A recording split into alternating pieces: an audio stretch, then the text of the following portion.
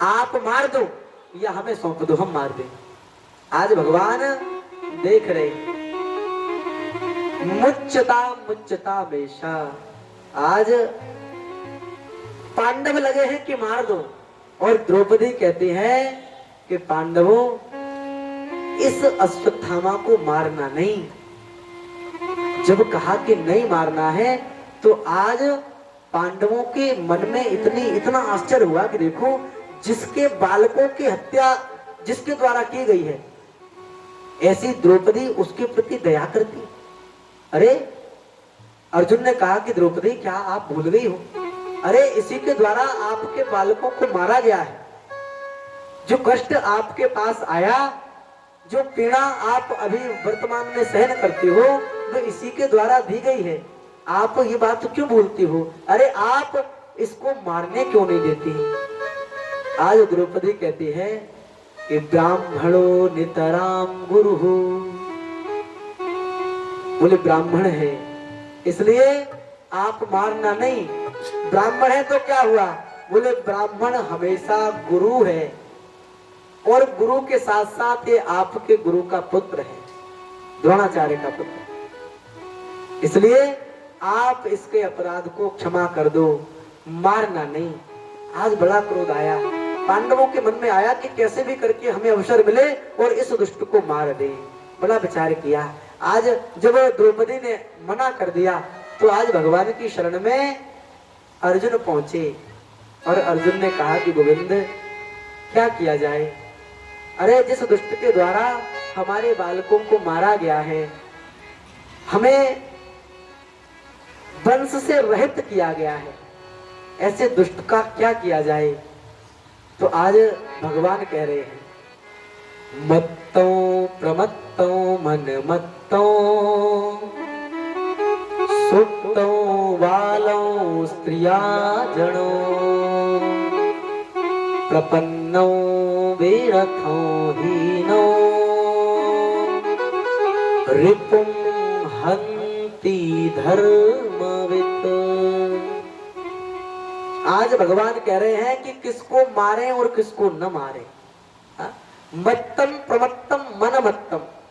बोले जो बड़ा मदमस्त है, मतवाला है, जो नशे में चूर है, अभिमान में घिरा हुआ है, ऐसे व्यक्ति को कभी नहीं मारना चाहिए। ऐसा अभिमान, ऐसा नशा कि महाराज जिसको अपने शरीर का भान नहीं है, होश नहीं है, ऐसे व्यक्ति को नहीं मारना चाहिए। प्रमत्तम मनमत्तम।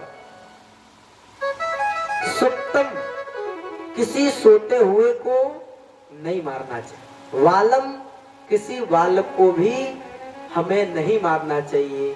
स्त्रियः, बोले किसी स्त्री को भी हमें नहीं मारना चाहिए, नहीं हाथ उठाना चाहिए। और स्त्रियः जड़ो, बोले कोई भैया दुर्बुद्धि है, जिसकी जड़ बुद्धि है, बुद्धि से कमजोर है, ऐसे व्यक्ति को भी हमें कभी नहीं मारना चाहिए। और बोले भैया प्रपन्नम विरथम हीनम, बोले युद्ध की भूमि है और उस युद्ध भूमि में कोई योद्धा रथ से हीन हो जाए, रथ नहीं है, अस्त्र नहीं है, शस्त्र नहीं है, प्रपन्नम वीरथम हीनो रिपुम हंति धर्मवित्।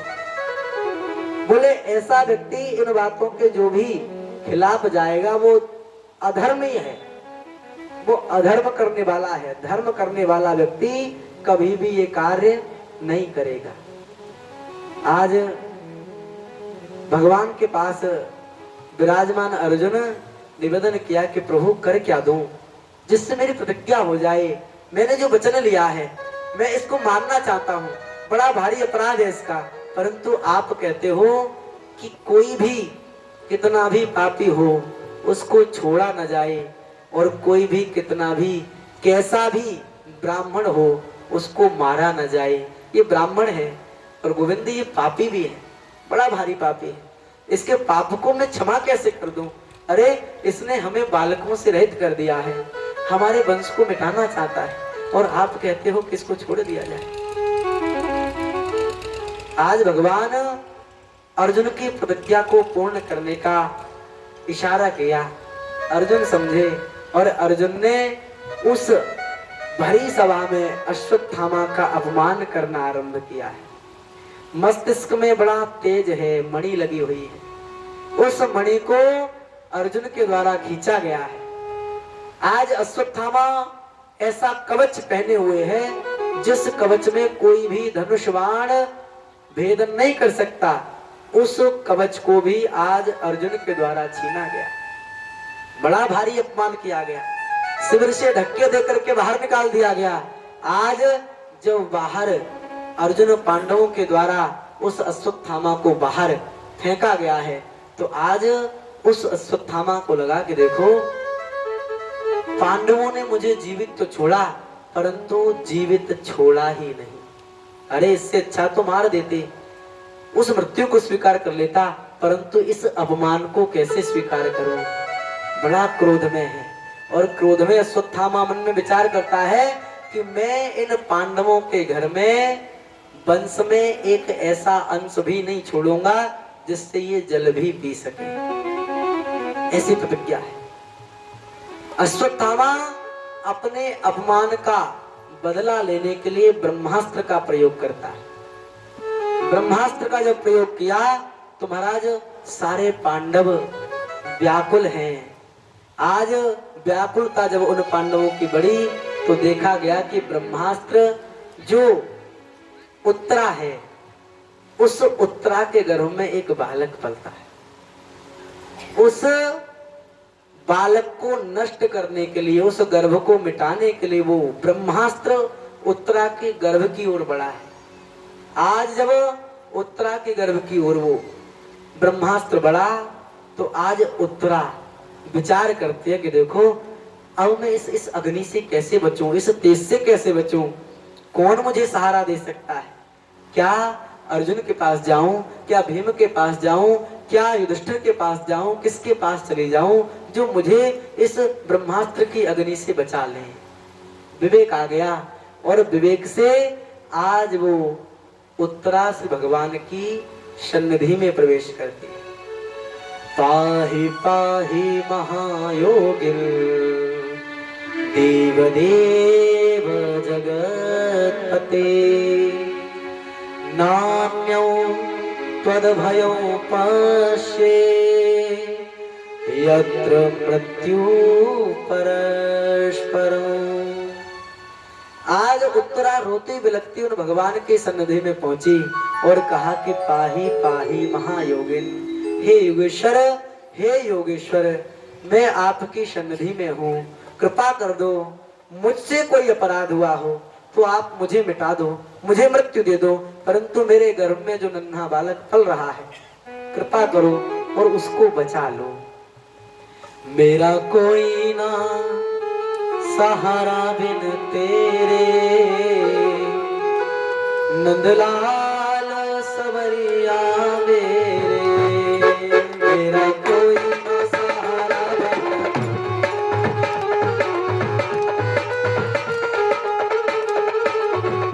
मेरा कोई ना सहारा बिन तेरे, नंदलाल सवरिया मेरे, सहारा नंदलाल सवरिया मेरे, नंदलाल सवरिया मेरे,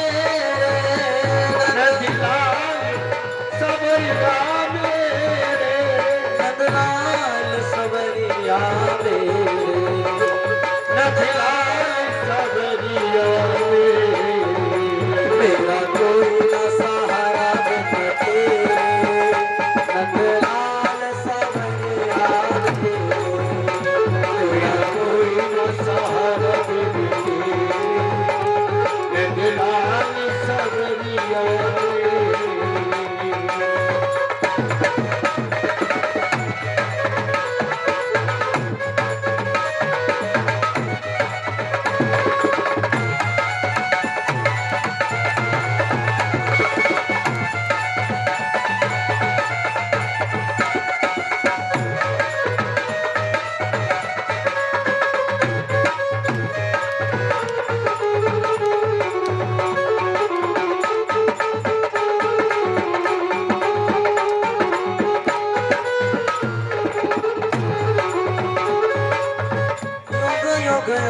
घर आए, तुम युग युग घर आए, मोहानीत से जीव छुड़ाए, जीव छुड़ाए, तुम युग युग घर आए, तुम युग युग मोहानीत से जीव छुड़ाए, जीव छुड़ाए, दिल के दूर अंधेरे नंदलाल सवरिया मेरा कोई न सहारा गोपाल सवरिया हरि आ जाओ, हरि आ जाओ, हरि आ जाओ, हरि आ जाओ, हरि आ जाओ, हरि आ जाओ, हरि आ जाओ, मेरी बिगड़ी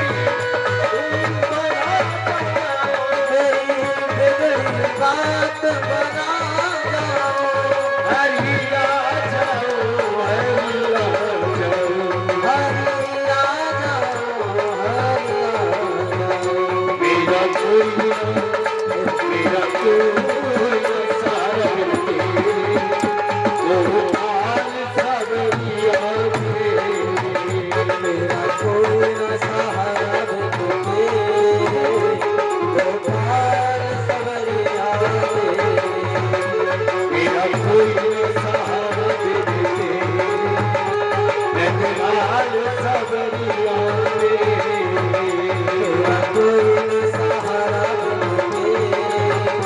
गोपाल सवरिया नंदलाल सवरिया नंदलाल सवरिया गोपाल सवरिया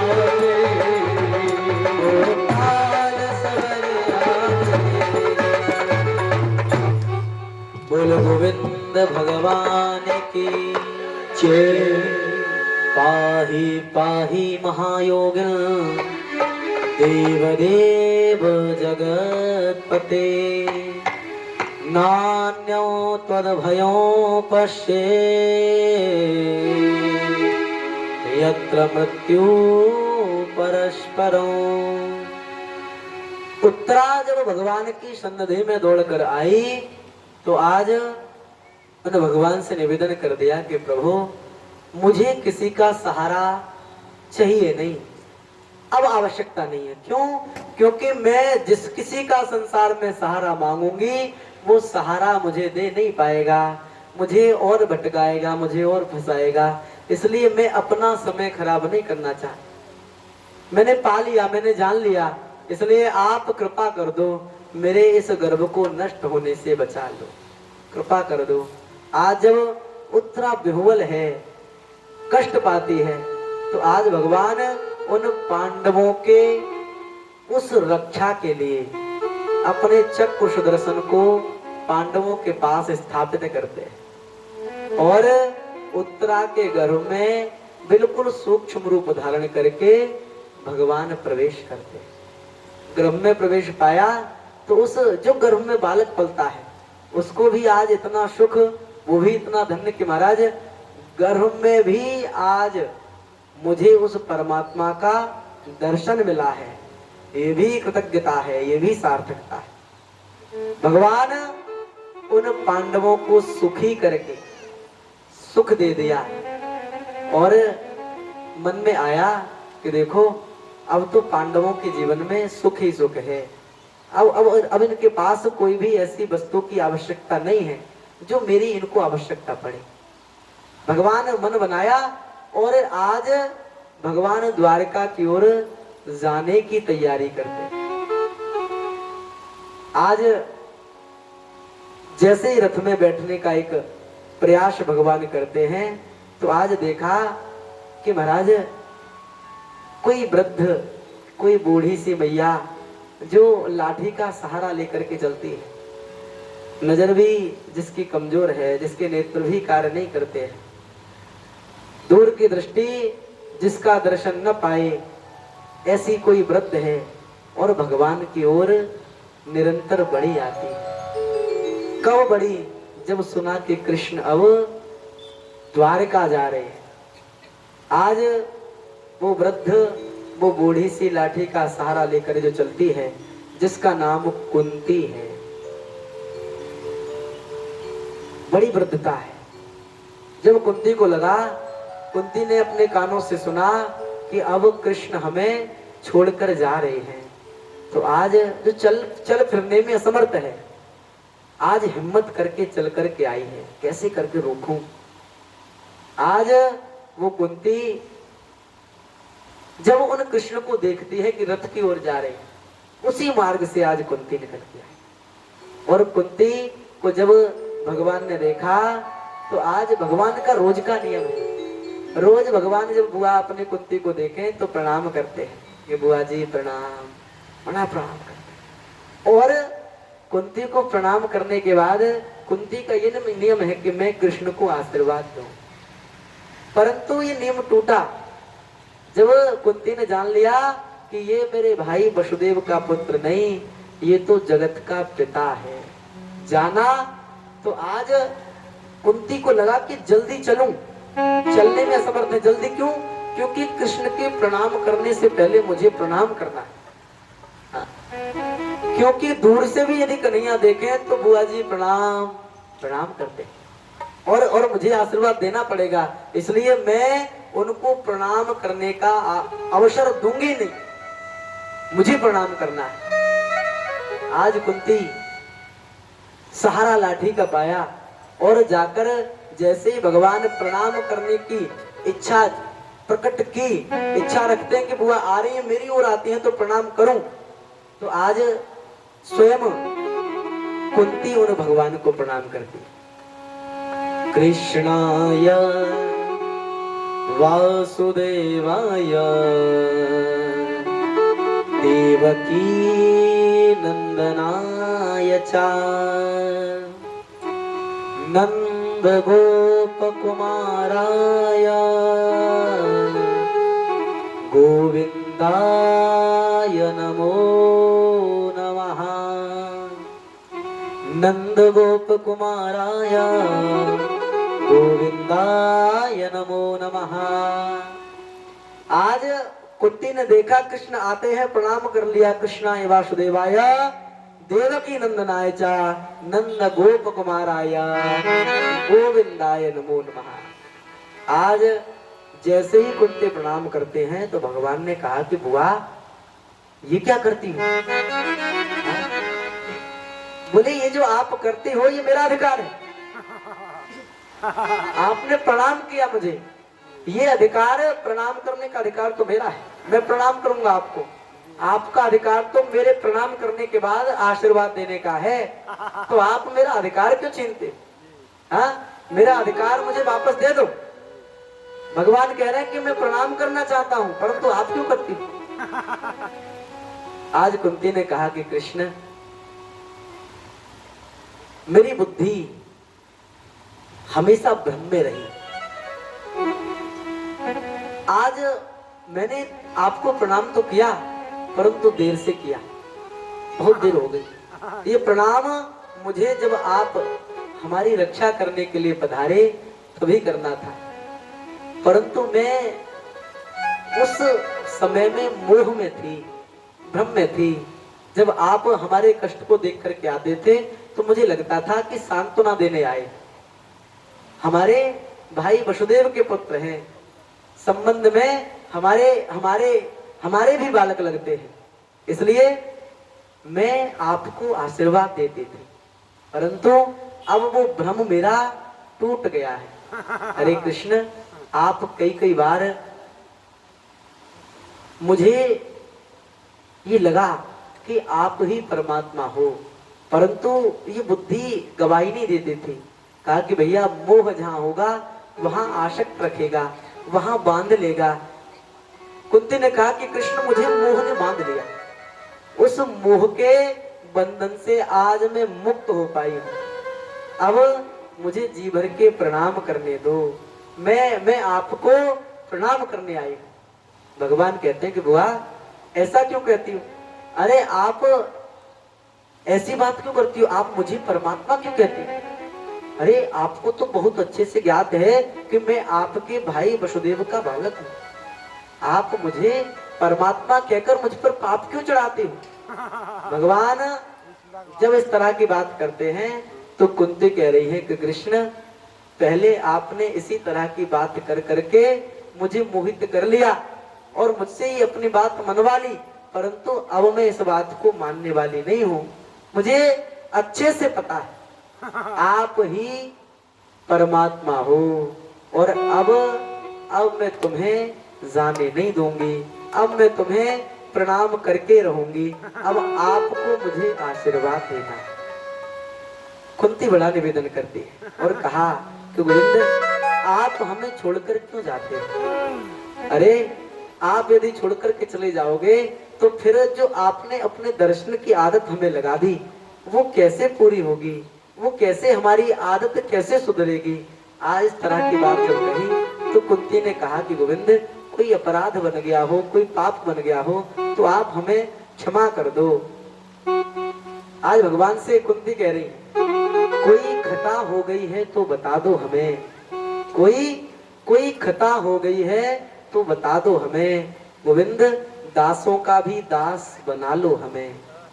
जमी पे गिरे तो उठ जाएंगे। जमी पे गिरे तो उठ जाएंगे। नजरों से गिरे तो कैसे उठेंगे हम? हाँ? जमी पे गिरे तो उठ जाएंगे। नजरों से गिरे तो कैसे उठेंगे हम?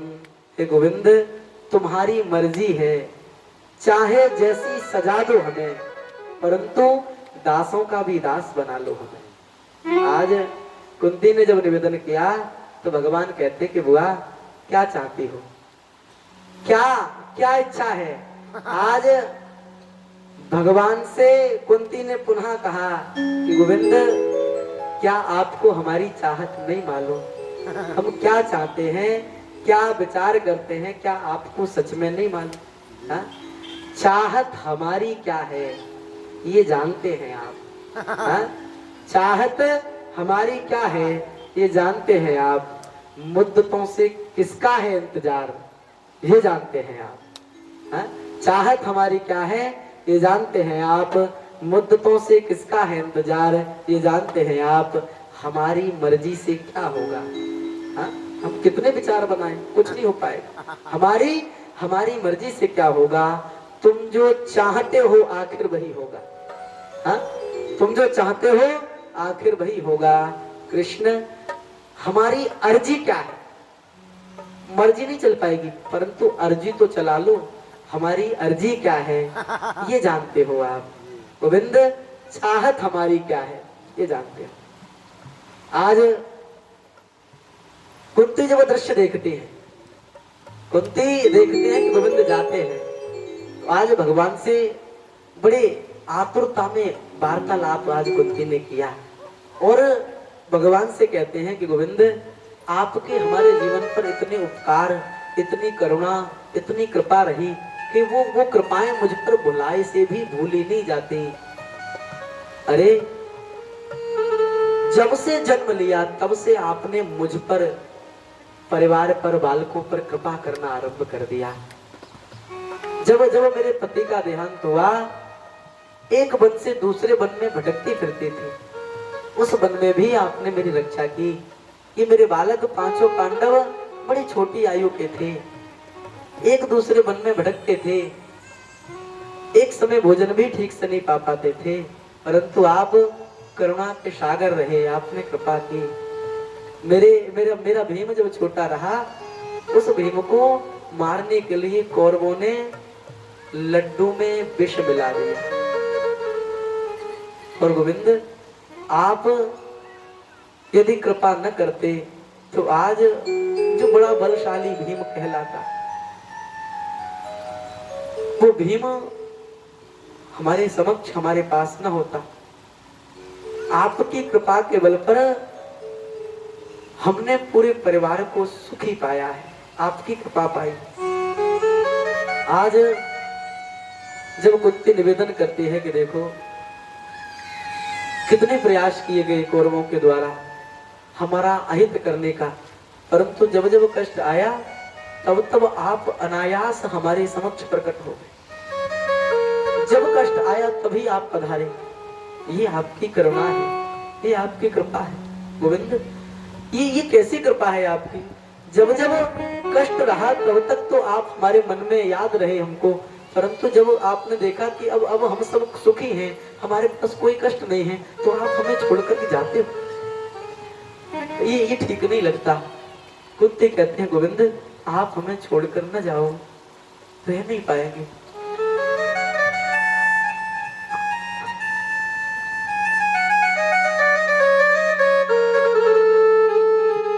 गोविंद आपने हम पर कृपा की और उस कृपा को आप हमसे छीनते क्यों? आदत लग गई है। यदि आप हमें सुखी करके जाते हो तो हमें ऐसा सुख नहीं चाहिए। ऐसे सुख को हम स्वीकार क्यों करें, कैसे करें जिस सुख में आपका दर्शन ही ना हो, आपकी याद ही ना हो, आपका भजन ही ना हो। स्वीकार नहीं है। आप रुक जाओ गोविंद। मुझे आप इतने बड़े हो गए, आपकी बाल लीला मुझे आज भी याद है। आज कुंती भगवान से निवेदन करते हैं कि कृष्ण जब आपको वसुदेव जी के द्वारा गोकुल में पहुंचाया गया तो मैं अपने भाई से मिलने गई और वहां पर वसुदेव ने मुझसे कहा कि बहन मैंने कंस के भय से अपने दोनों बालकों को गोकुल पहुंचा दिया है और मैं देख भी नहीं सकता उनको। देखने जाऊंगा तो कंस को मालूम हो जाएगा, इसलिए तू गोकुल जा और नंद बाबा के यशोदा मैया को देख के आ और उनके पास जिसका नाम कन्हैया है, पूरा ब्रज जिसको कन्हैया कन्हैया कहकर पुकारता है, तो उसको देख कर आ। कुंती वसुदेव से कहते हैं भैया वो कन्हैया कौन है? तो वसुदेव ने कहा कि वो मेरा ही बालक। मैं इतना अभागा कि जन्म तो मेरे द्वारा दिया गया परंतु मैं उसका पालन नहीं कर पाया। बड़ा मोह रहा। आज भगवान से कुंती ने कहा कि मैं अपने भाई वसुदेव के कहने पर गोकुल गई और कृष्ण वहां तुम सुंदर लीला कर रहे थे। क्या लीला थी? बोले आपने जिस दिन मैं गई उसी दिन आपने चोरी की लीला की और चोरी जब आपने की तो तुम्हारी मैया यशोदा आपसे बड़ा प्रेम करती थी और प्रेम के वशीभूत होकर के वो आपको डांटना चाहते हैं परंतु डांट नहीं पाते। बोले अकेला कन्हैया इतना मोहित है, परंतु जब ज्यादा आपने उपदंड किया तो आपकी मैया यशोदा ने आपको ऊखल में बांधा था। ये मैं अपनी आंखों से देखते थे। आप मुस्कुराते थे गोविंद और आपकी मैया यशोदा बड़ा रुदन करती थी और ये निवेदन करती थी कि देखो एक ही मेरा बालक और वो भी इतना उद्दंड करता है। मैं इसको कष्ट नहीं देना चाहती, दंड नहीं देना चाहती, फिर भी मुझे देना पड़ता है। कुंती ने कहा कि यशोदा तुमसे कहती थी कन्हैया मैं तो को जामारे बांध रही हूँ कि तो को अब की यदि दंड मिलेगो तो आगे तो उद्दंड नहीं करेगो, हमारे में तो को बांधूंगी। आज कुंती भगवान से निवेदन करते हैं कि गोविंद क्या ये सुख हर किसी व्यक्ति को मिल सकता है? ये जो आपकी सुंदर झांकी है, ये जो आपका दिव्य दर्शन है, कैसे जीव को मिल सकता है? कृष्ण यदि आप सुख दे करके जीव के मन में नहीं रहते, हृदय में नहीं रहते, तो मैं ऐसे सुख को धिक्कारती, मुझे नहीं चाहिए। आज बड़ा प्रयास किया कृष्ण को रोकने का, परंतु भगवान ने कहा कि बुआ क्या तू सच में जान गई है कि मैं ही परमात्मा? ये जो मोह का जो पर्दा रहा वो हट गया, सच में हट गया। तो आज कुंती ने कहा कि गोविंद मैं सच कहती हूँ, मैं जान गई हूँ, अब मैं तुम्हारी बातों में आने वाली नहीं हो, आप ही परमात्मा हो, आप ही वासुदेव हो, कृष्ण हो, आप ही सच्चिदानंद हो। जान गई हो। आज भगवान ने कहा कि जान गई हो तो बुआ मैं जाता हूं, और मैं जो चला जाऊंगा तो मुझे भी आपकी याद आएगी, परंतु जाते जाते मैं आपको कुछ देना चाहता हूं, कुछ यदि इच्छा हो। वैसे तो आपके जीवन में बड़ा सुख प्राप्त हो गया है, परंतु और कोई इच्छा रही हो तो आप मुझसे कहें, क्या चाहती हो, मैं क्या आपको दे सकता हूं। तो आज कुंती कह रही है कि कृष्ण क्या आप सच में देना चाहते हो। भगवान कह रहे हैं कि बुआ हाँ, मैं जाता हूं और जाते जाते सच में आपको कुछ देना चाहता हूं। बोले कृष्ण इच्छा तो है मांगने की, परंतु आप दे नहीं पाओगे। भगवान कह रहे हैं कि बुआ बड़ी विचित्र बात करती हो। अरे पहले तो कहते हो कि मैं परमात्मा हूँ, आप मुझे जान गई हो, और परमात्मा यदि हो तो मेरे लिए असंभव क्या है, सब कुछ संभव करने वाला हूँ। आप मांगो, आप 1 गुना मांगो तो मैं 100 गुना दे दूं, मैं देने वाला हूं, आप मांग लो। आज कुंती सावधान करते हैं कि कृष्ण आप मुझे दे नहीं पाओगे, मैं सच कहती हूं। और कुंती ने जब ये कहा तो भगवान कहते हैं कि बुआ एक बार तो मांग कर तो देख। भगवान से कुंती कहते हैं कृष्ण यदि तुम मुझे देना चाहते हो, बड़े व्याकुल हो देने को, तो मैं चाहती हूँ कि जीवन भर मेरे जीवन में दुख ही दुख रहे, ये मैं चाहती हूँ। आज पूरा जीवन दुख मांग लिया और निवेदन किया, सुख तो आता जाता है, सुख जो रहा वो आता जाता रहेगा।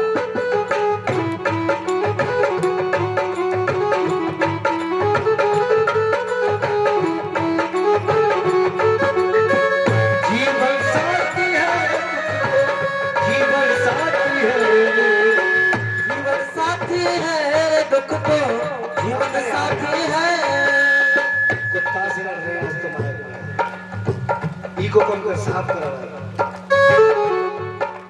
सुख तो आता जाता दुख तो जीवन साथी है, सुख तो आता जाता दुख तो जीवन साथी है, सुख तो आता जाता दुख तो जीवन साथी है, सुख तो आता जाता दुख तो जीवन साथी है, जीवन साथी है दुख तो जीवन साथी है, जीवन साथी है दुख तो जीवन साथी है, जीवन साथी है दुख तो जीवन साथी है, जीवन साथी है दुख तो जीवन साथी है, सुख तो आता जाता दुख तो जीवन साथी है, दुख तो आता जाता दुख तो जीवन साथी है, ओ सुख तो आता जाता दुख तो जीवन साथी है, सुख तो आता जाता दुख तो जीवन साथी है, सुख के बाद चिंता नाम दे जा, बलिहारी बात दुखी जो पल पल नाम रटा,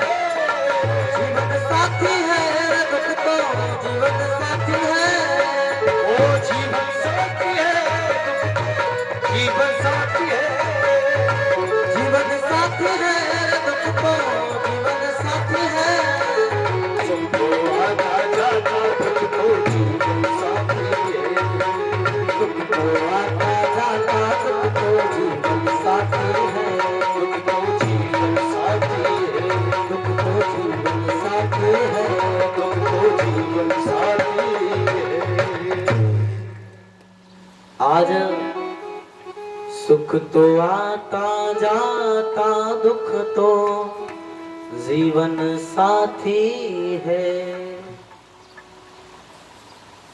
संसारयम दुखालयम, ये जो संसार रहा प्यारे, ये एक दुख आलय है जहां पर हमेशा दुख ही मिलेंगे। आप कितने भी प्रयास करो सुख भोगने के, परंतु आप बड़े ऐश्वर्यवान हो, बड़े धनवान हो, बड़ी वस्तुओं को एकत्रित करके रहते हो, बड़े भोग करते हो, परंतु जीवन में ऐसा हो ही नहीं सकता कि भैया दुख न आए। आएंगे दुख, आप कितना भी प्रयास करें सुखी होने का, क्योंकि इसको कहा है कि दुखालय है भैया, दुखालय में दुख मिलेगा।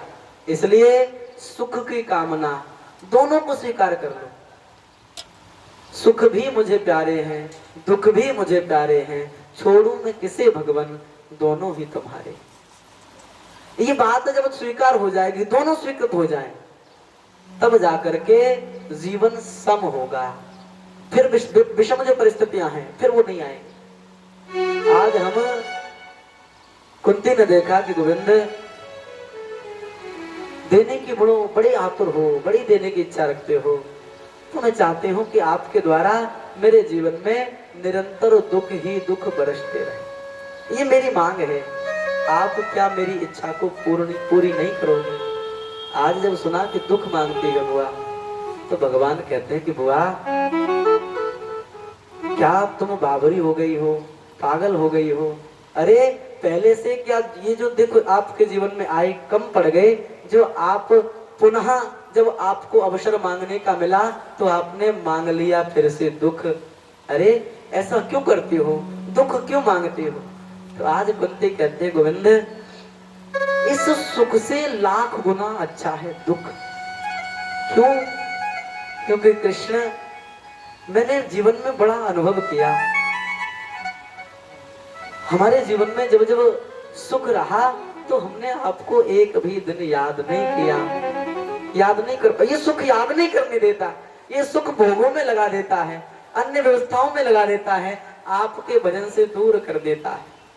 जब तक सुख रहा तब तक आपकी याद नहीं आई। जैसे ही उन दुखों का पहाड़ जीवन में टूटा तो हा कृष्ण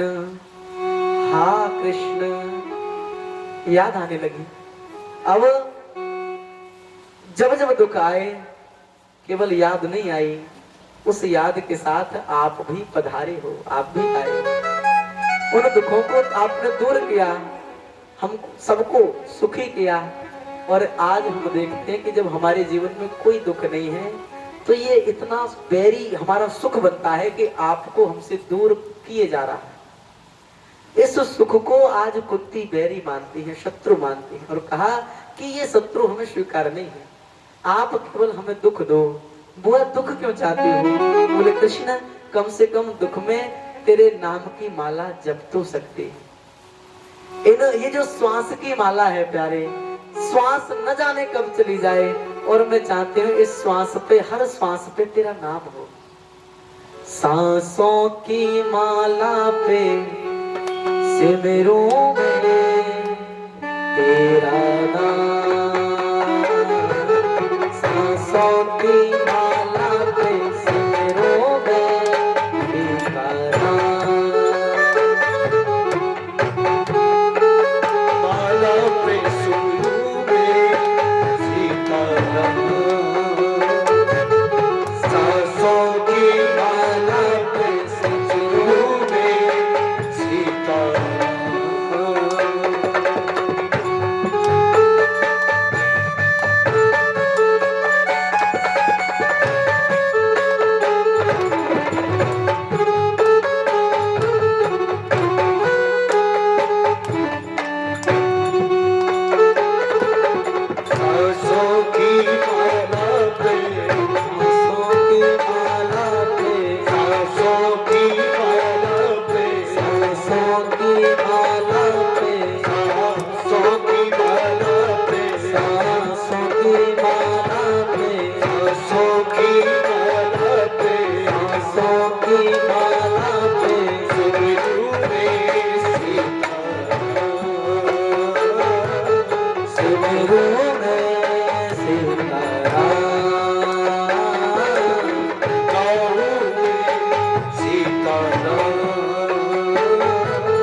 सिमरू मैं सीताराम।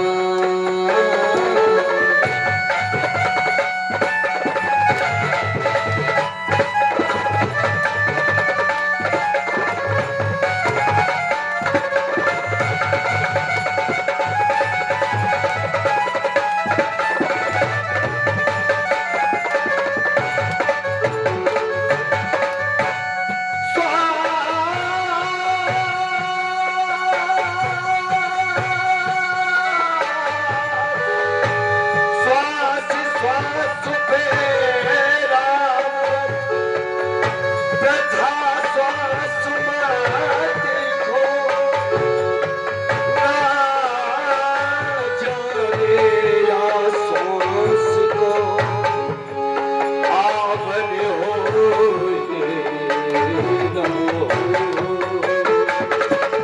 सांसों की माला पे, सांसों की माला पे, सांसों की माला पे सांसों की माला पे, गाऊं मैं गाऊं मैं सीताराम। सुमिरू मैं सीताराम। सिमरू मैं सीताराम। सांसों की माला पे,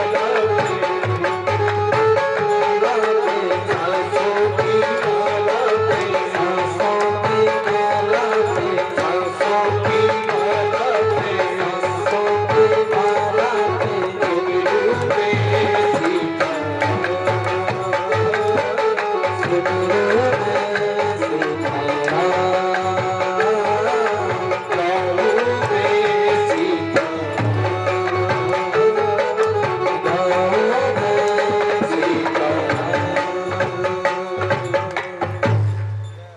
सिमरू मैं सीताराम। गाऊं मैं सीताराम। ये जो बड़ी अनमोल श्वास की एक धार हमें मिली है,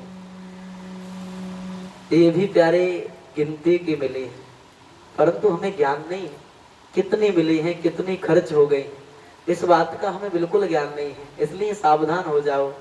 कहा भैया संभल कर रहना, जलवा ए मोहब्बत देखने वालों, संभल कर रहना जलवा ए मोहब्बत देखने वालों, तमाशा खुद न बन जाना तमाशा देखने वालों, तमाशा खुद न बन जाना तमाशा देखने वालों। ये भगवान की ऐसी कृपा है प्यारे, बड़ी करुणा की कि हमें मानव तन दे दिया और उस तन को भी हमने भोगों में लगा दिया, उन सुखों की आदत लगा दी। हमने इस जीव को भजन की ओर कभी लेकर गए ही नहीं। आज यदि प्रयास किया जाए तो हमें उन भगवान की सन्निधि को जीवन में एक बार स्वीकार करना पड़ेगा और कहना पड़ेगा कि गोविंद जो भी अपराध हमसे हुए आप क्षमा कर दो, हमें अपनी शरण में ले लो। हम ऐसे बेसहारा हैं कि इस संसार का सहारे पाते पाते अपने जीवन का पतन कर चुके हैं, परंतु फिर भी किनारा नहीं मिला। आप इस भवसागर की नाव बन जाओ, हमें किनारा प्राप्त करा दो। ये एक बात हमारे मन से निकले तब जाकर के किए हुए जीवन के अपराध हमारे क्षमा हो सकते हैं। प्रेम से बोलो राधे राधे। आज जब कुंती बड़ा रुदन करती है कि कृष्ण अब आप जा रहे हो, जीवन में बड़ा सुख दे दिया, परंतु अब हम कैसे रहेंगे? एक उपाय है, आप दुखों के साथ रहते हो, जिसके पास दुख रहेंगे आप वहां रहेंगे, तो आप कृपा कर दो, हमें दुख ही दे दो, परंतु आप रहो। तो आज भगवान कहते हैं कि बुआ मैं तुम्हें दुख नहीं दे सकता, मैं तुम्हें अब और नहीं सता सकता, ये तो दुख आपके प्रारब्ध में लिखे थे जो आपको मिले, परंतु इससे आगे आपके दुख लिखे नहीं है, मैं कैसे दे दूं? इसलिए अब कोई दूसरी इच्छा हो तो बता दो। आज कुंती जब विचार करती हैं तो उनकी इच्छा को जाना कि कुंती बुआ मुझे जब देखती है कि मैं जाता हूं तो उनको कष्ट होता है, मुझे रुक जाना चाहिए।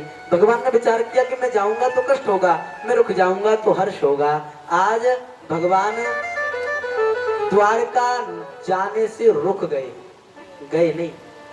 आज विचार आने लगा कि महाराज कुंती को लगा कि कृष्ण कितना प्रेम करते हैं हमसे, हमारे लिए कृष्ण रुके। पांडवों को लगा कि महाराज हमसे बड़ा प्रेम करते हैं, हम अभी भी राजा बने हैं, युद्ध को जीते हैं, विजय हमें प्राप्त हुई है, शायद इसलिए कृष्ण रुके हैं। परंतु भगवान केवल एक लक्ष्य है रुकने का, एक ही मन है। आज भगवान देखते हैं कि महाराज मैं यदि चला जाऊंगा तो मेरी प्रतीक्षा करता है कौन? मेरा ही भक्त है जिसका नाम है भीष्म पितामह। पितामह पड़े हुए हैं, भूमि है कुरुक्षेत्र की, हर एक रोम में बाण घुसे हुए हैं, रक्त बहता है, पीड़ा बड़ी भारी है, असहनीय पीड़ा है। ऐसी पीड़ा को सहते हुए उन भगवान के दर्शन की अभिलाष मन में लेकर के पड़े हुए। आज जब देखा गया कि महाराज वो पितामह मेरी प्रतीक्षा करते हैं, मैं यदि बिना दर्शन के चला गया तो प्रतीक्षा करते रहेंगे, भले ही इच्छा मृत्यु की वरदानी हो, उस मृत्यु को वो प्राप्त नहीं करेंगे जब तक मैं उनको दर्शन नहीं दूंगा। आज भगवान उन पांचों पांडवों के सहित पितामह के समक्ष पहुंच गए। आज पितामह को लगा कि महाराज भगवान ने मुझे वचन दिया है कि आपके अंतिम समय में आपको दर्शन मेरा मिल जाएगा।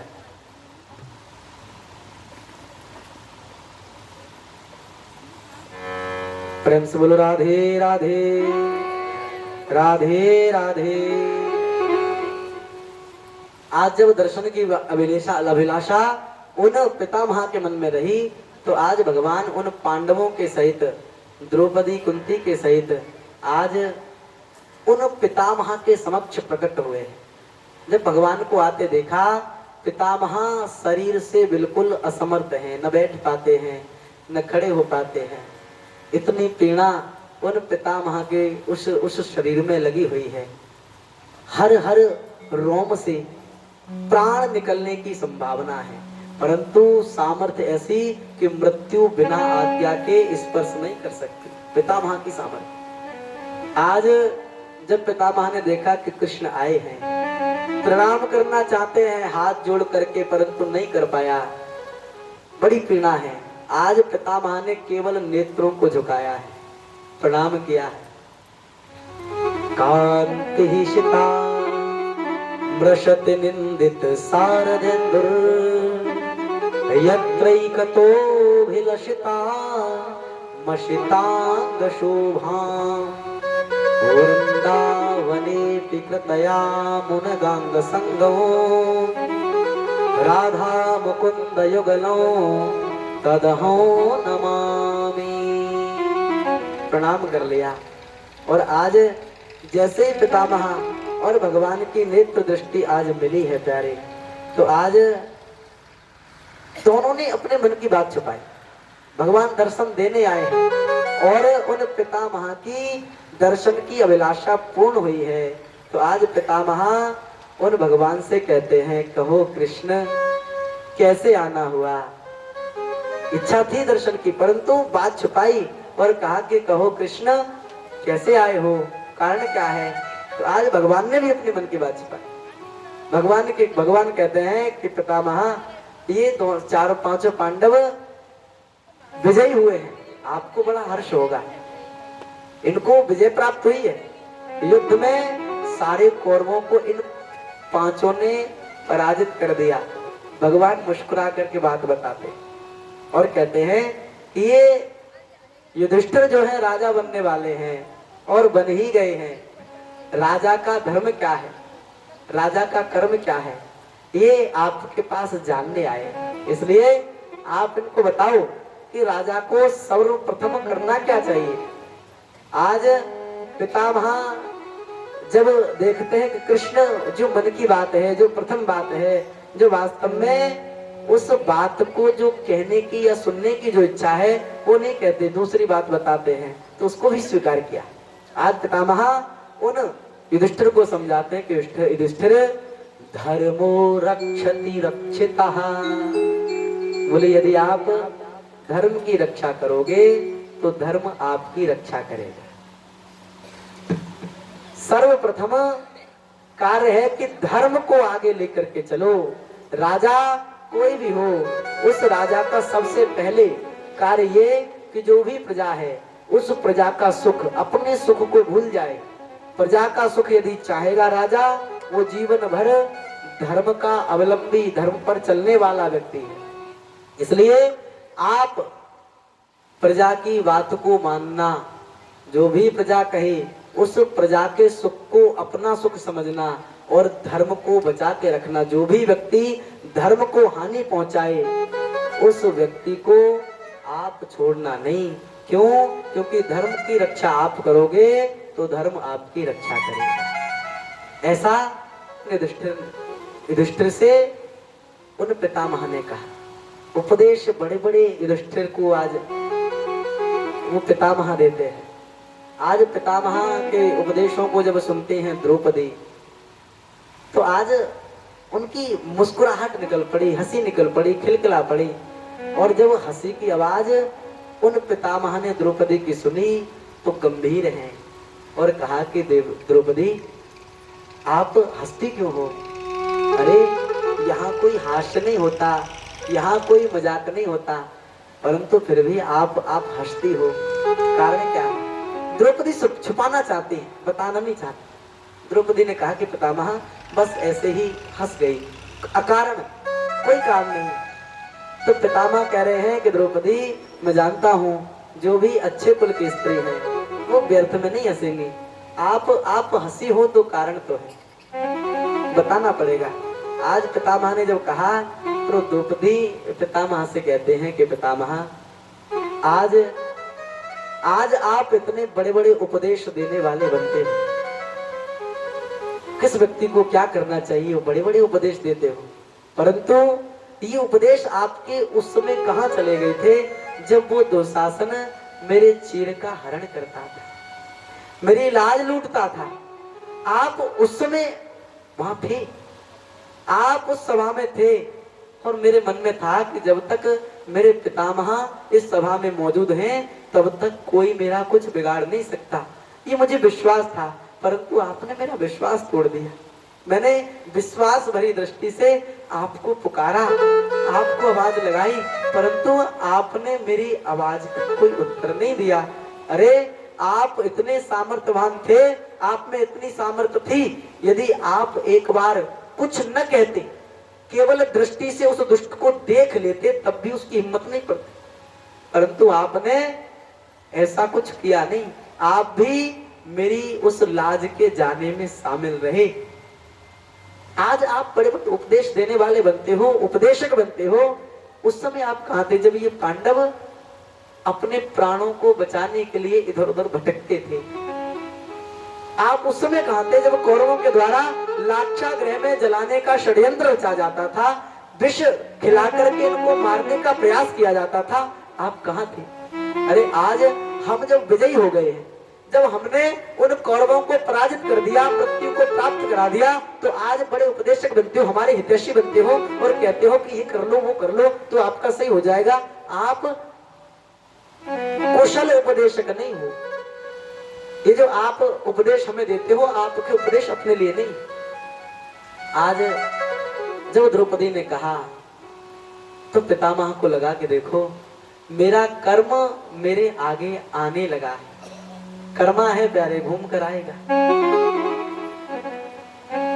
कर्मा जब हम कर्म करते हैं तो किसी के भी द्वारा आएगा जरूर। आज पितामह को मन में आया और दृष्टि मिलाई गोविंद से, फिर कहा कि गोविंद आप हर वस्तु हर बात जानने वाले हैं। मैं कौरवों का हित चाहता हूँ कि हित चाहता हूँ कि आप भली भांति जानते हैं, फिर भी आप बिल्कुल मौन खड़े हैं। आप इन पांडवों को बताते क्यों नहीं? भगवान कहते हैं कि पितामह यदि तुम वास्तव में इनका हित चाहते थे तो तुमने इनकी ओर से युद्ध क्यों नहीं किया? कौरवों की ओर से क्यों युद्ध करते थे? अरे इनका इनका हित चाहते थे तो आपको इनकी ओर से लड़ना था। आपने कौरवों की ओर से युद्ध लड़ा, परंतु फिर भी आप जैसा वीर पुरुष हरा दिया गया, पराजित कर मिल गई उसको। ये कैसे संभव हुआ? बोले आप अहित नहीं चाहते, हित चाहते, फिर भी कौरवों के साथ हो। बोले गोविंद केवल एक बात है। क्या? बोले मैं कौरवों के साथ इसलिए हुआ कि मैं आपको अर्जुन का सारथी बना देखना चाहता था, आपके दर्शन करना चाहता था। यदि पांडवों की ओर होता तो आपका दर्शन सामने से नहीं कर पाता। इसलिए मैंने जो कर्म किया उस हर एक कर्म का फल मुझे मिलता है। मेरे शरीर में कोई भी रोम छिद्र ऐसा नहीं है जिसमें बाण न घुसा हो। ये कर्म का फल है। ये इतनी पीड़ा होती है, फिर भी इच्छा मृत्यु का वरदानी हो, फिर भी मैं मृत्यु को पा नहीं सकता। उस मृत्यु को बुलाने की हिम्मत नहीं होती मेरी। गोविंद मैंने अपने कर्मों को भोग लिया। हर एक व्यक्ति को भोगना है, कैसा भी कर्म कर लो। आज पितामह निवेदन करते हैं, दुनिया ने तो वो जख्म दिए हैं जान पर, दुनिया ने तो वो जख्म दिए हैं जान पर किसने किया दर्द का चारा तेरे बगैर, पर किसने किया दर्द का चारा तेरे बगैर, बिगड़ा नसीब किसने संभाला तेरे बगैर, बिगड़ा नसीब किसने संभाला तेरे बगैर, पर किसने किया दर्द का चारा तेरे बगैर, पर किसने किया।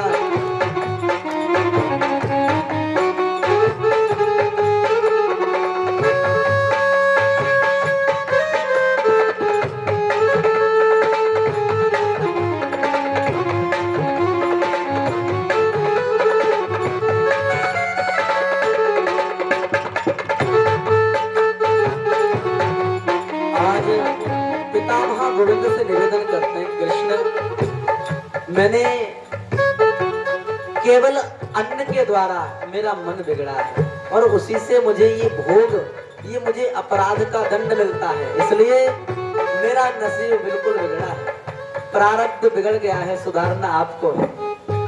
बिगड़ा नसीब किसने संभाला तेरे बगैर,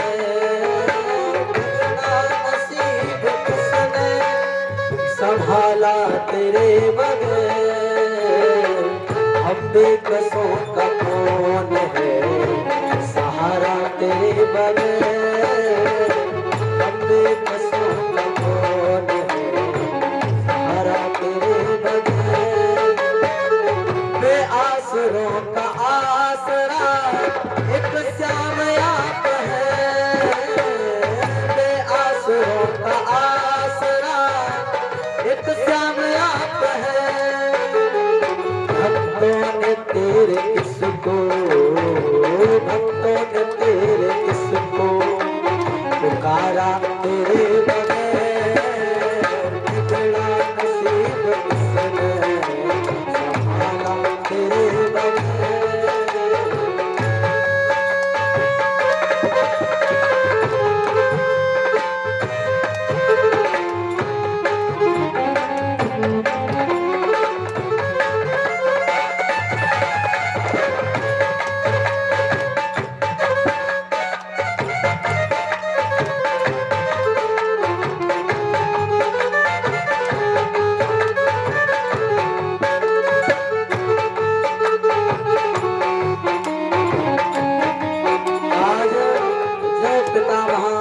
भगवान से निवेदन करते हैं तो कहा कि गोविंद अब आपका दर्शन हुआ है, अब इस दर्शन से मुझे वंचित नहीं करना, आपका द्वार मुझे मिल गया है। कहा तेरे दर से उठ के जाना मुझको नहीं गवारा, मुझको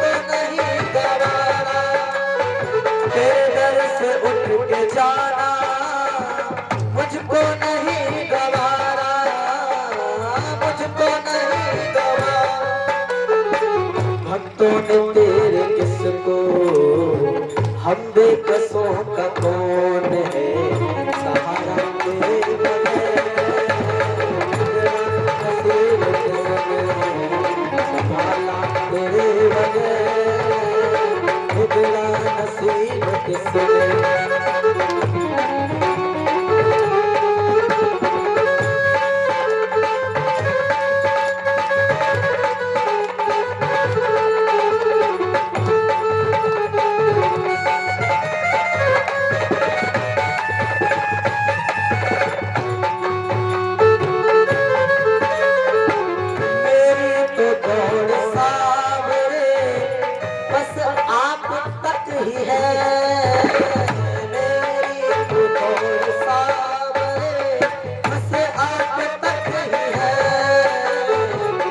ले दे के अपना कौन है, ले दे के अपना कौन है, गुजारा तेरे बगैर, बिगड़ा नसीब किसने संभाला तेरे बगैर।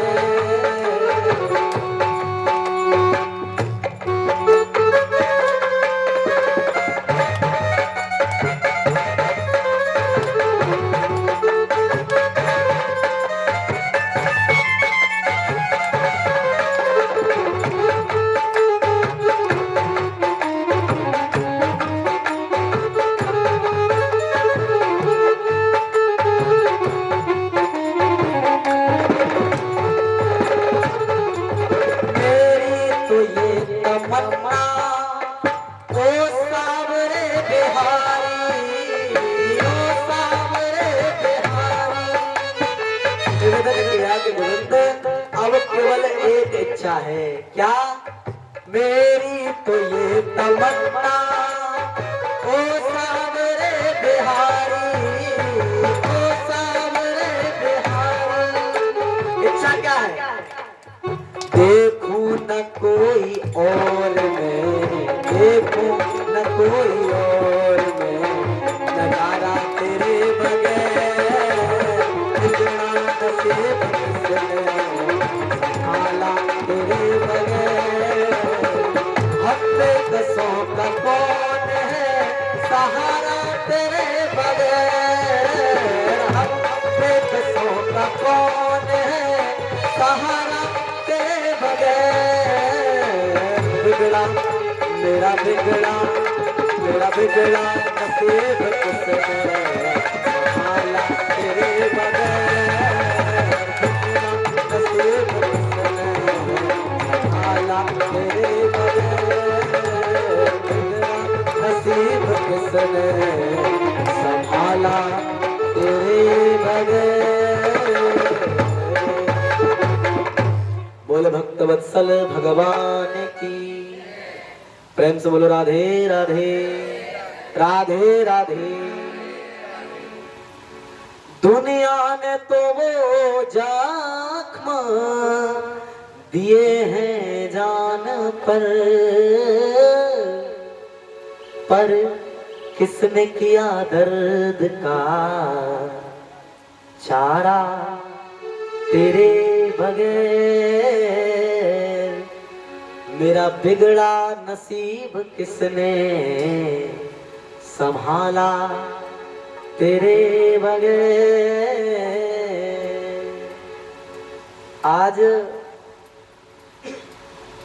पितामह दृष्टि लगा करके देखते हैं और कहा, गोविंद मैं अपने कर्म को भोगता, मैंने जान करके कोई ऐसा अपराध नहीं किया, अपराध से मैं बचा, परंतु ये अपराध मुझसे इसलिए हुआ कि मैंने उस दुष्ट दुर्योधन का अन्न खाया और उस अन्न से मेरी बुद्धि बिगड़ गई, मेरा मन बिगड़ गया। अब मन जब बिगड़ा है तो उसका दंड तो मुझे मिलना था, वो भी मुझे मिल गया। गोविंद अब आप कृपा करो, मैं अब इस धरा को छोड़ना चाहता हूँ, शरीर त्यागना चाहता हूँ, एक काम कर दो। क्या? बोले मेरी एक कन्या है, आपके साथ उसका विवाह करना चाहता हूँ। भगवान कहते हैं कि पितामह ये क्या कहते हो, आपके तो हम देखते हैं कोई बालक कोई संतान नहीं, कन्या कहाँ से आ गई, कोई गोद ले ली है क्या? बोले नहीं। क्या है कन्या? बोले ये जो मेरी बुद्धि है, इस बुद्धि ने बड़ा सताया है, बड़ा भटकाया है, मेरे जीवन का पतन कर दिया। इसलिए इति मति रूप कल्पिता वितृष्णा, बोले इस इति मति, मति बुद्धि को कहा, और इस बुद्धि को अब इति जब शब्द लगाया जाए, जैसे कोई पुराण या ग्रंथ जब आप पढ़ें तो देखेंगे कि महाराज अथ लिखा होगा, अथ प्रथमोध्याय, ऐसे पढ़ते हो अथ, और जब वो विराम होगा तो आप देखेंगे इति प्रथमोध्याय, जब आरंभ होगा तो अथ लिखेंगे सुबह, और जब विराम होगा तो इति रखेंगे। अब भगवान से पितामह कहते हैं इति मति रूपकल, पहले ही इति लिख दिया, बोले अब मैं आरंभ होने देना ही नहीं चाहता, इसका विराम करना चाहता। क्यों? क्योंकि इस जीवन की आयु पूर्ण हुई है और मैं चाहता हूं कि अब इस शरीर को त्याग दो, इस बुद्धि को आप स्वीकार लो। सबसे बढ़िया उपाय है, यदि मन भटके तो बहुत जो सुविधाएं हमें प्राप्त हुई हैं उनमें से यदि हम किसी वस्तु व्यवस्था को या धन को ठाकुर को चढ़ाएंगे तो बड़ी बात नहीं है, क्योंकि उन्हीं के द्वारा दी हुई वस्तु हम उन्हीं को चढ़ाते हैं, कोई बड़ी बात नहीं। परंतु हमारे पास अपना क्या है, यदि खोजा जाए मन और बुद्धि, ये स्वतंत्र है, ये हमारे अपने हैं। यदि हमने इनको अर्पण कर दिया तो ठाकुर को हमने प्रसन्न कर लिया, ये बढ़िया उपाय है। इसलिए पितामह की तरह ऐसा साहस, ऐसी सामर्थ्य, ऐसी हिम्मत आए तो हम भी एक दिन इस बुद्धि को उन चरणों में अर्पण करें। बोल भक्त वत्सल भगवान। आज पितामह भगवान को दर्शन पाते पाते अपने शरीर को पूर्ण कर देते। आज उन पांडवों के द्वारा अंतिम संस्कार किया गया। युधिष्ठिर राजा बने हैं, जिस गर्भ की रक्षा भगवान ने की, उत्तरा के गर्भ से एक बालक का जन्म हुआ, ब्राह्मणों को बुलवाया, बढ़िया सुंदर पाठ करवाया, सुस्ति वाचन करवाया, नामकरण करवाने की जब बारी आई तो पांडव पूछते हैं कि ब्राह्मणों ये बताओ हमारा बालक कैसे गुणों वाला होगा, कैसे गुण होंगे इसमें। तो ब्राह्मणों ने देखा कि देखो इसमें इतने सगुण हैं कि ये आपके जैसा, अर्जुन से कहता है आपके जैसा धनुर्धारी होगा, गांडीवधारी होगा, बड़ा पराक्रम होगा इसमें।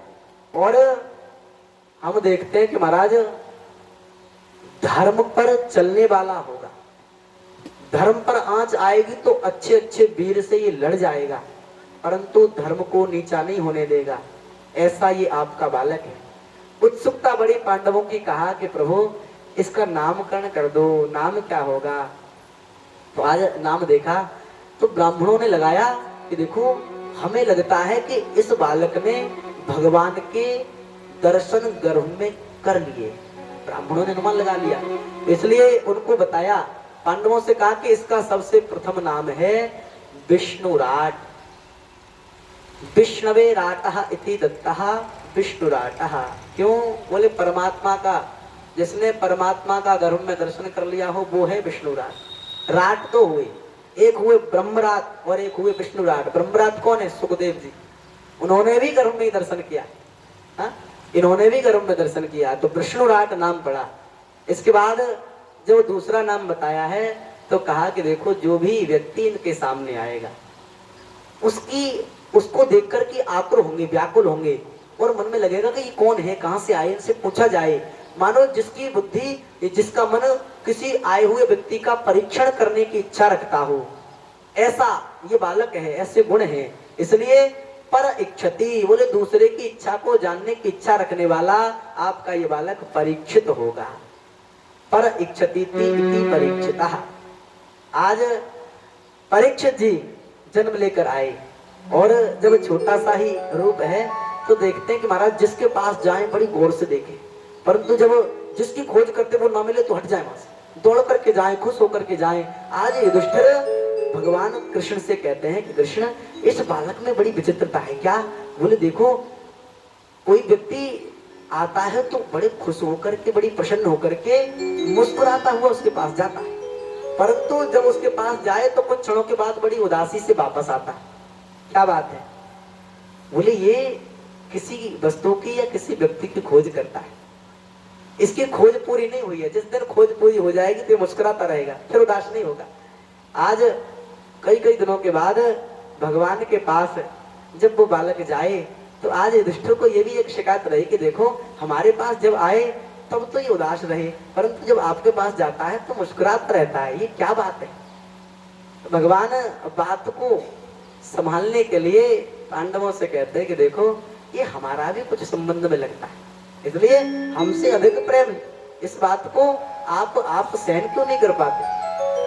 आज पांडव बड़े सुख में है। भगवान का मन हुआ कि देखो अब तो सब ठीक है, अब कोई बात नहीं है। युधिष्ठिर से निवेदन किया कि देखो बहुत समय हमें यहाँ रुके हुआ है, अब हमें मन है कि अब द्वारका जाए। द्वारका जाने का मन भगवान का हुआ है। आज वात्सल्य है युधिष्ठिर में, उनको लगता है कृष्ण छोटे हैं, आयु में छोटे, तो वात्सल्य उमड़ा और कहा कि कृष्ण आप अकेले मत जाओ। क्यों? क्योंकि मार्ग में कोई आपका सामान, कोई वस्तु छीनेगा, आपको मारेगा, झपटेगा, वो अच्छा नहीं, इसलिए कौन जाएगा। बोले हमारा अर्जुन जो है बड़ा धनुर्धारी है, गांडीवधारी है, जिसकी कृपा से बना है वो ज्ञात नहीं है। युधिष्ठिर कहते हैं अर्जुन का साथ पाओ, और अर्जुन के साथ आप जाओगे तो आपको कोई कुछ कह नहीं पाएगा। आज अर्जुन को साथ लेकर के भगवान द्वारका गए। बहुत समय बीता, प्रतीक्षा की युधिष्ठिर ने कि अब आएगा अर्जुन, अब आएगा, परंतु नहीं आया। 10 दिन 20 दिन महीना भर बीत गया, नहीं आया। बहुत प्रतीक्षा की, अब मन घबराने लगा। अब मन में आया कि देखो न जाने ऐसी क्या बात हो गई, भगवान को छोड़ने के बाद अर्जुन वापस आए क्यों नहीं। 4 महीने बीत गए और चिंता बढ़ी, 5 महीने बीत गए और चिंता बढ़ी। अब भैया बड़ा प्रयास किया कि जानने का प्रयास किया कि अर्जुन वापस क्यों नहीं आए। संतों की बात याद आने लगी कि देखो हमने सुना कि भगवान जब इस धराधाम को छोड़ करके अपने स्वधाम गमन करेंगे तब यहाँ पर अपशगुन होंगे। अपशगुन जैसे ही विचार किया होने लगे। आकाश से मेघमंडल बारिश करते हैं जल की, परंतु उस समय कीट पतंग रक्त उस मेघमंडल के द्वारा पृथ्वी पर आया। जो पशु पक्षी अपशगुन के अधिकारी हैं वो आवाज करने लगे, कोई रोता है, कोई बिलखता है, पशु पक्षी इस तरह के अपशगुन करने लगे। आज समझ गए कि भगवान, युधिष्ठिर जान गए भगवान धाम को छोड़कर चले गए। आज जब अर्जुन रोते हुए बिलखते हुए श्री से हीन जब उन युधिष्ठिर के पास पहुंचे तो रोने लगे। युधिष्ठिर ने उठा लिया कि अर्जुन बात क्या है। बोले एक तो आप इतने दिनों के बाद आए और फिर आने के साथ रोने लगे, कारण क्या है। आज अर्जुन ने कहा कि राजन, अब तक जिस भगवान की, जिस परमात्मा की हम पर कृपा थी, जिसकी कृपा के द्वारा हमने बड़े बड़े वीर पराक्रमियों को पराजित कर दिया। अरे जरासंध जैसे का भाई भीम ने संहार कर दिया, जिसके बल का कोई ठिकाना नहीं है। भीष्म पितामह जैसे को पराजित कर दिया। ऐसे बड़े बड़े वीर पराक्रमियों को भी हमने पराजित कर दिया, जिनकी कृपा से, दुर्वासा ऋषि के शाप से, जिन भगवान की कृपा से हम बचे। आज उन भगवान की कृपा हमारे सर से हट गई है। क्यों? बोले भगवान अब इस धरा पर नहीं रहे। आज जिस धनुष के द्वारा मैंने वीरों को पराजित किया है, आज उसी धनुष से मैंने सामान्य भीलों से उन गोपियों की रक्षा नहीं कर पाई। समय समय बलवान सब, समय बड़ो बलवान, भीलन लूटी गोपियां, वही अर्जुन वही वान। बोले राजन, अर्जुन भी वही हूं, और ये भगवान की कृपा से गांडीवधारी धनुष जो मुझे मिला है वही है, परंतु जिन सामान्य भीलों में बिल्कुल बल नहीं है, ऐसे भीलों से आज मैं पराजित होकर के आया। उन गोपियों की रक्षा नहीं कर पाया, केवल इसलिए कि उस भगवान की कृपा का बल अब नहीं है। आज जब पाया कि भगवान सुधाम चले गए, तुरंत पांडवों ने देर नहीं लगाई। परीक्षित इतने बड़े हो गए कि महाराज राजा बना दिया, परीक्षित को राजा बना दिया। और राजा बनाने के बाद बद्री विशाल धाम में 5 पांडव विराजमान हुए, भजन करते हैं। भजन किया और भगवान के धाम को पाया। उन सारे पांडवों ने जब उस धाम को पा लिया तो महाराज ये जो परीक्षित राजा बने हैं, इन परीक्षित ने जो उत्तर की कन्या रही इरावती, उनके साथ विवाह किया। विवाह करने के बाद बड़ी कुशलता से अपने राज्य को चलाते हैं। परंतु राज्य में देखा गया कि महाराज कोई एक ऐसा व्यक्ति है जो देखने में तो राजा लगता है, परंतु राज्य की गऊ और बैल पर प्रहार करता है, प्रताड़ना देता है। और उन दोनों के द्वारा रुदन और एक पुकार निकलती है, और वो पुकार है कि देखो, जब से इस धरा को छोड़कर भगवान गए हैं, जब से कलयुग ने इस पृथ्वी पर प्रवेश किया है, तब से अत्याचार बढ़ गए हैं। अब इस कलयुग से हमारी रक्षा कौन करेगा? ऐसे उन गऊ और बैल के वचन सुने। ये गऊ कौन है? साक्षात पृथ्वी ने गऊ का रूप धारण कर लिया। ये बैल कौन है? साक्षात धर्म है जो बैल का रूप धारण किए है। आज कलयुग ने इतनी प्रताड़ना दी कि धर्म के 4 स्तंभ या 4 पांव कहे गए, 3 उस प्रताड़ना से काट दिए गए। केवल वो धर्म वो बैल एक ही पग पर खड़ा हुआ है। ये प्रताड़ना जब राजा परीक्षित ने देखी तो आज गर्जना कर दी और कहा, रे दुष्ट, तुम देखने में तो राजा लगते हो, परंतु मेरे राज्य में तुम इन निर्जीवों को जो बोल नहीं पाते उन पर अत्याचार करते कौन हो? आज धनुष तान लिया, मारने की इच्छा की परीक्षित ने, मार दूंगा, छोड़ूंगा नहीं। परंतु जैसे ही मारना चाहा, तुरंत उस कलयुग ने अपने राजसीय जो चिन्ह रहे उन सबको त्याग दिया, और त्यागने के बाद उन परीक्षित के चरणों में लेट गया और कहा कि राजन, मुझे क्षमा कर दो, मुझसे अपराध हो गया। आज राजा का धर्म क्या है? बोले भैया, क्षमा सबसे बड़ा धर्म है, क्षमा। बोले आपके ही शरण में जो आया हुआ व्यक्ति है, जिसने समर्पण कर दिया, उसको क्षमा कर दो।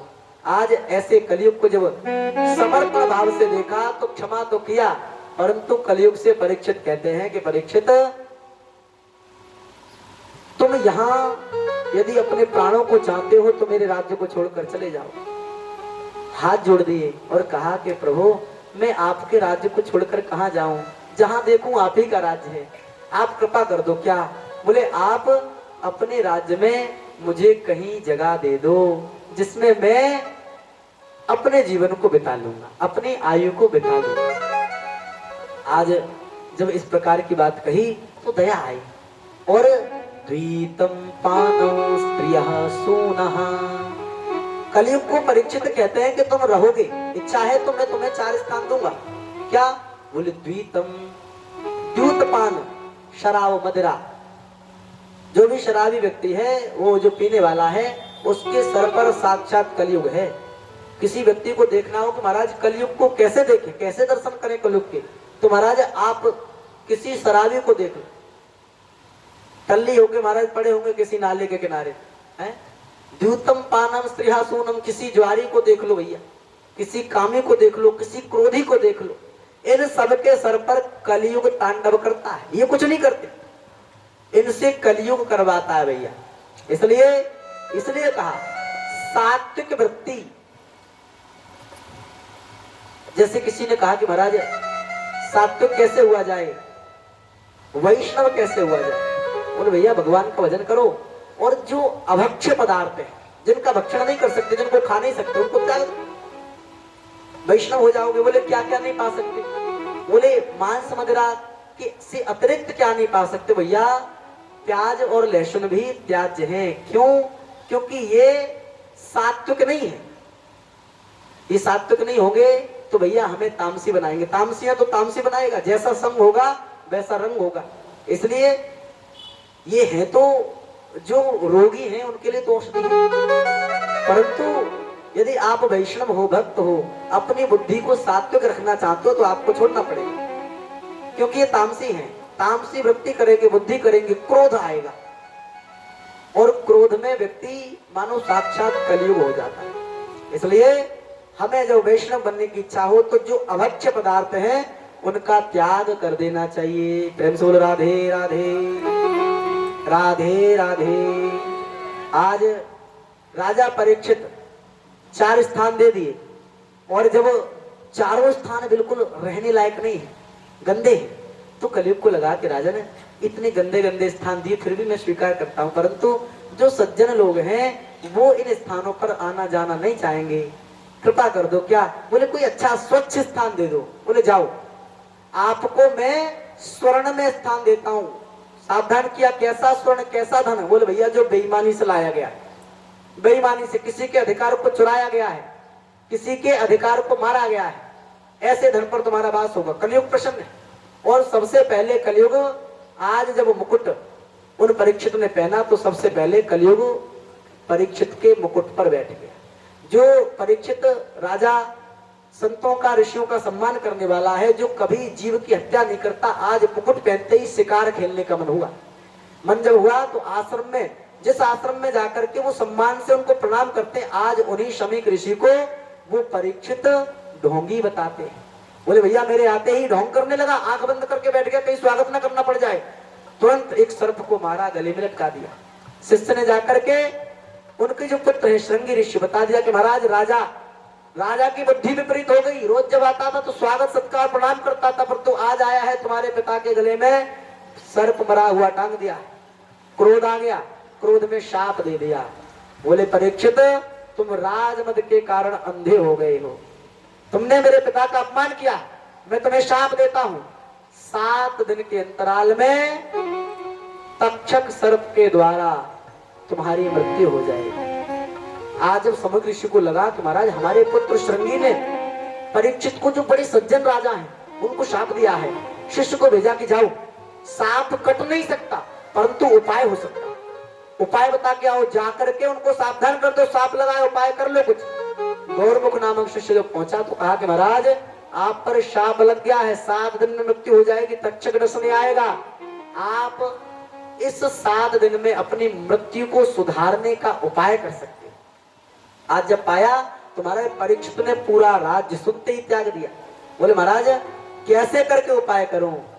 तो आज बिल्कुल भगवान की प्रेरणा को लेकर के गंगा के किनारे पर आज परीक्षित पधारे हैं। जब सुना कि महाराज इतने बढ़िया, इतने धर्मज्ञ राजा को शाप लगा है, कोई राजा नहीं आया, बड़े बड़े ऋषि वहां पधारे, कैसे करके कल्याण हो जाए। आज सुखदेव जी महाराज जब सुन रहे हैं कि महाराज बिल्कुल दिगंबर वेशधारी सुखदेव जी का रूप जब पहुंचा तो प्रश्न कर लिया, म्रियमाणस्य सर्वदा।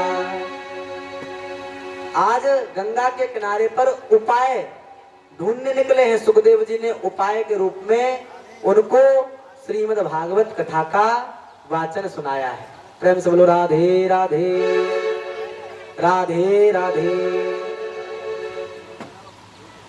आज की जो कथा रही यहां विराम करेंगे और कल की जो कथा है उस कथा में कल से झांकियों के और उत्सवों के दर्शन हम पाएंगे। कल बड़ी सुंदर वामन भगवान की तृतीय दिवस में हम झांकी का दर्शन करेंगे, किस प्रकार से राजा बलि उन भगवान के दर्शन को करने के बाद मोहित होता है, किस प्रकार वो बलि 3 पग भूमि देने के लिए तैयार होता है। आज जब वो वामन भगवान उसकी यज्ञशाला में पहुंचते हैं तो महाराज देखते हैं कि बलि बड़ा दानी 3 पग भूमि मांगने आए। ऐसे कल 3 पग भूमि दान का विधान है। आश्रम के लिए 3 पग भूमि में से कोई भी जैसी भी इच्छा रखते हो उनको कम से कम 3 पग नहीं तो कम से कम 1 या 2 पग भूमि दान करनी चाहिए, जिससे कि जो हमारी भूमि में दोष है, जैसे घर में वास्तु दोष लग जाए, उस वास्तु दोष को यदि मिटाना हो, घर में यदि कोई अन्य दोष है जिससे हम कोई भूमि का यदि क्रय विक्रय करना हो, बेचनी हो या लेनी हो, वो नहीं हो पाता हो, उसका यदि दोष पूर्ण करना है, अलग करना है, तो भैया हमें कल की कथा में यहाँ पर एक भूमि दान का जो प्रसंग आया उसमें हमें बड़ी आनंद के साथ और उत्साह के साथ बड़ा सुंदर भूमि दान करना चाहिए, जिससे हमें हमारे जीवन में 1 पग भूमि, कहा कि भैया 3 पग भूमि है और 3 पग भूमि की राशि क्या है? बोले भैया 3 पग भूमि की राशि और 1 पग भूमि की राशि, 1 पग यदि दान देना चाहोगे तो आपको राशि देनी होगी मात्र 1100 रुपए। 1100 रुपए भूमि की दान में जब राशि देंगे तो भैया आपके जो भूमि में या दो वास्तु दोष घर में लगे हुए हैं वो आपके दोष दूर होंगे। जिसके भी सामर्थ्य हो, जिसके भी ग्रह कलेश हो, जिसके भी भूमि से संबंधित कोई भी कैसे भी दोष हो जिसको दूर करने हो, वैसा व्यक्ति यहाँ पर भूमि दान करके अपने भूमि से संबंधित दोष को दूर कर सकता है। प्रेम से बोलो राधे राधे।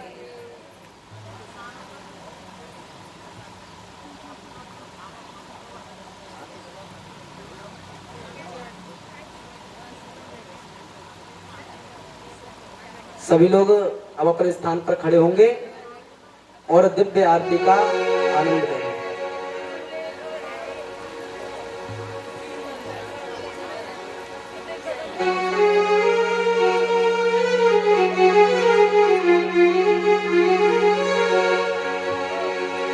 श्री भागवत भगवान की है आरती, पापियों को पाप से तारती। भागवत भगवान की है आरती, पापियों को पाप से है तारती। भागवत भगवान की है आरती, पापियों को पाप से तारती। ये भागवत भगवान की है आरती, पापियों को पाप से है तारती। पापियों को पाप से तारती, पापियों को पाप से तारती। पापियों को पाप से है तारती, पापियों को पाप से है तारती। भागवत भगवान की है आरती, पापियों को पाप श्री भागवत भगवान की है आरती, पापियों को पाप से है तारती।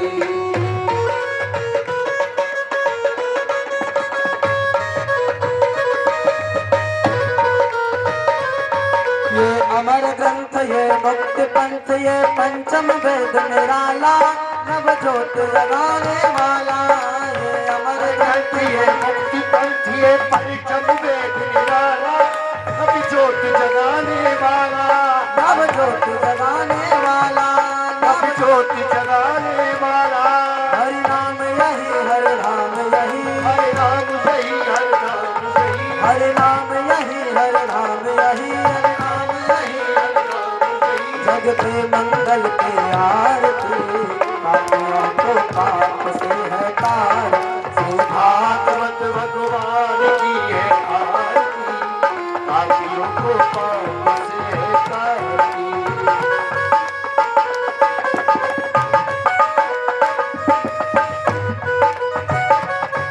ये शांति गीत पावन पुनीत, पापों को मिटाने वाला, हर दर्श कराने वाला। दर्श कराने वाला, हरि दर्श कराने वाला। ये शांति गीत पावन पुनीत, पापों को मिटाने वाला, हर दर्श कराने वाला।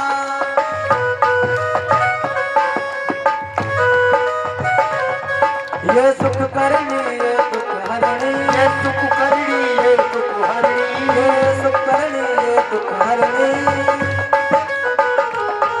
ये मधुसूदन की आरती, पापियों को पाप से तारती। भागवत भगवान की है आरती, पापियों को पाप से तारती।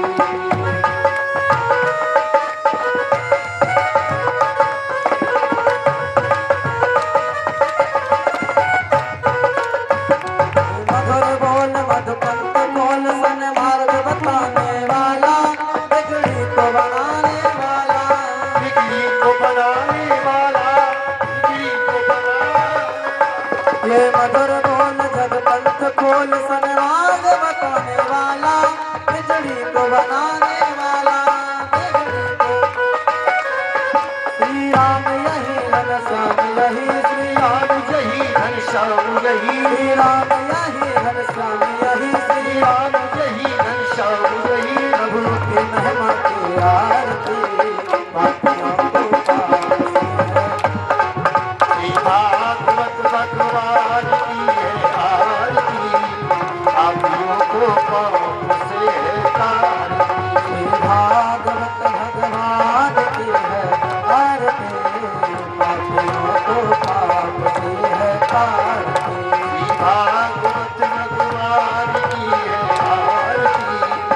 पापियों को पाप से तारती, पापियों को पाप से है तारती, पापियों को पाप से तारती, को पाप से है तारती।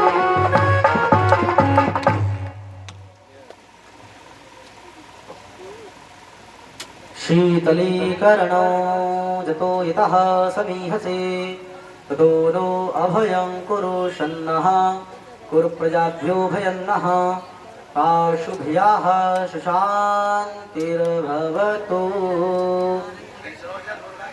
सर्वे जनाः पुष्पम् आदाय जजियेन जयमय जन्तु देवास्तान् धर्मान् ब्रह्माण्यासन्नादेहनागा महिमानः साचन् तद्वो सभी हाथों में पुष्प ले लें। सन्ति देवाः। ले लो, हाथों में पुष्प ले लो।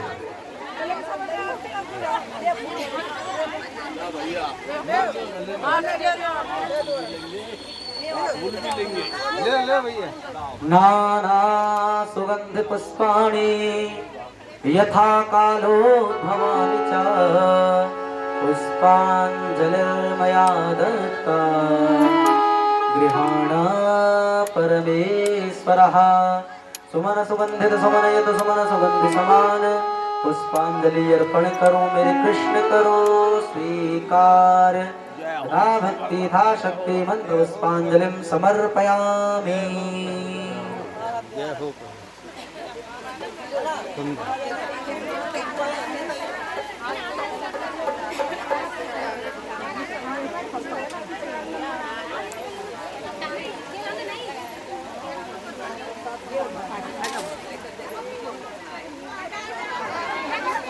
आप सब प्रसाद लें, अपने अपने घर को जाएं, क्योंकि